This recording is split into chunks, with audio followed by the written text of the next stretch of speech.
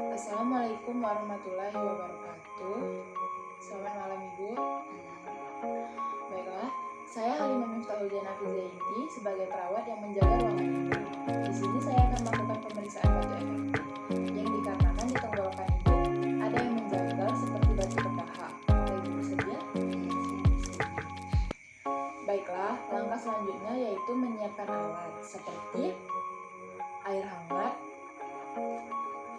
dan kantung plastik yang berisi pasir atau tisu. Kemudian menyiapkan diri sebagai perawat dan menyiapkan lingkungan. Selanjutnya, Ibu ikuti instruksinya ya.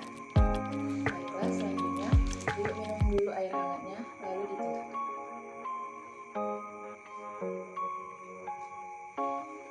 Lalu Ibu tarik nafas 3 kali, keluarkan dari mulut.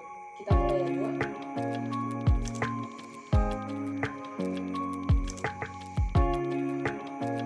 Yang ketiga, Ibu tarik nafas, lalu Ibu tahan selama 3 detik, lalu keluarkan.